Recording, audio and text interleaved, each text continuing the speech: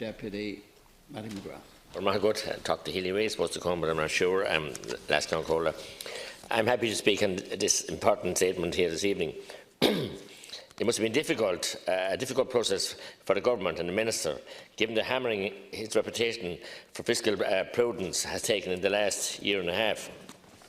That's if you listen to anything, Minister.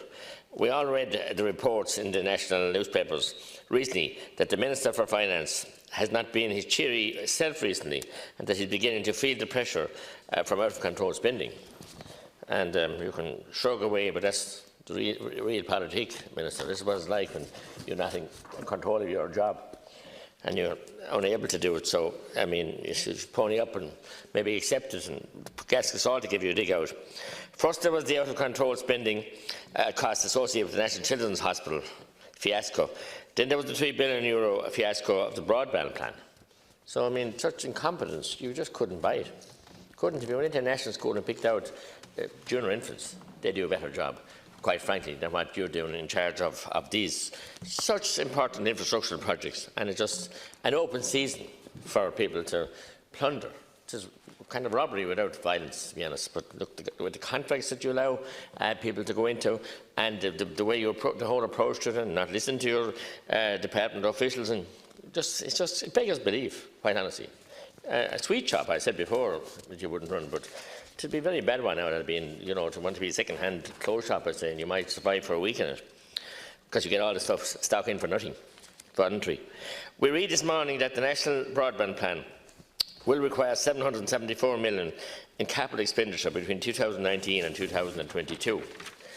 This is an additional $455 million, over and above the existing National Development Plan provision. It will require another $1.58 billion between 2023 and 2027, bringing the total cost of $2.3 billion. You think we're talking about snuff at a wake? This is real money. The latest data from the Department of Communications, Climate Action and Environment indicates that a further $645 million will be required from 2028 out to 2043, bringing the total overall to $2.977 billion. 2.977 billion, sorry. These were only compounded by the dire warnings issued by the Fiscal Advisory Council that the government's management of the economy was creating risks and dangers that needed to be urgently addressed, Harry, ministers. In fact, the Advisory Council make it clear that the spending in one department alone, that of health, is threatening the sustainability of the entire economy. Yet earlier today, both Deputy Seamus Healy and myself had to raise a matter of a cut in funding for a vital respite summer camp facilities at St. Rita's in Clonmel, run by the Brothers of Charity. And such, you know, downright blackguarding that those Brothers of Charity and the operation staff management of St. Rita's, but above all, the family and the service users, who had finally achieved over the line a respite service in 2018, which was very successful and affected 20 families, helped out 20 families to give them some respite, some modicum of respite, and ran very successfully.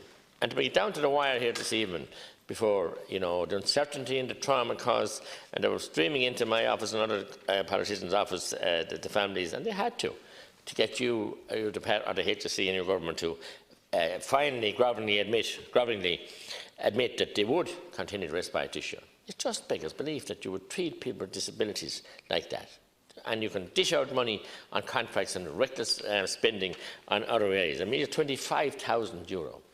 It's not insignificant money, but €25,000 and the value for that, and if you had an audit of the value, it would be unbelievable. On a more technical note, I was also interested to read the excellent briefing document supplied by the great team in the Parliamentary Budget Office on tracing Brexit-related exchequer expenditure, Budget 2019. I want to salute the team there in the Parliamentary Budget Office. This note considers the exchequer impact of Brexit contingency measures, including expenditures on Brexit readiness programmes, customs charges and additional staffing requirements, which are unlikely to have occurred in the absence of Brexit. And we know that. We've heard the announcements of the extra staff being put in place. I found it alarming to read that, in general, it is difficult to determine the overall exchequer impact of Brexit-related measures, with apparent discrepancies across different government publications regarding the likely cost of relevant programmes and indeed their allocation in the revised estimates volume. Very, very difficult. That is a striking statement, and one that must be given more attention than has received to date, Minister. The briefing note goes on to say that it is unclear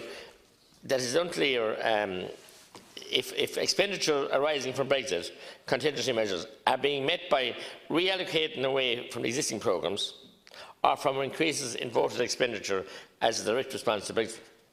Very hard to decipher which it is. Perhaps the Minister will enlighten us on that point, because in many respects that is a very serious charge to make. And I hope you would respond to it, Minister. While the authors of the note do not say it outright, there is a definite sense that transparency is not very clear, and in fact the figures may have been presented in such a way as to make us think that extra funds are being allocated, while in fact they have just been taken from existing programmes. I think these are important questions that need to be answered before we can provide any kind of meaningful analysis of the assessment of the summer statements, Minister. And, you know, right across, since we found out, and you found out last September, or the Minister of Health did at least, about the runaway train of the Children's Hospital. Of course, we know it's the wrong site, and we know that all the time, and it'll never be the right site for the sick of the children who need it, and they can't even accept it by helicopter, not to mention road. And then we see, you know, the lovely wording and the terminologies and phrases that you put on it, a reprofiling, that nothing would be axed and nothing would be cut, it would be all reprofiling. You must think we all came down the last shower. There was a thundershower in parts of the country today, but thankfully they weren't everywhere, and we didn't all come down that shower.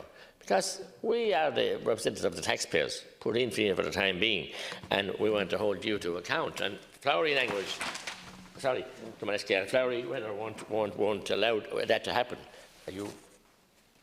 So I'll hand over to Deputy Healy. I didn't know he was there.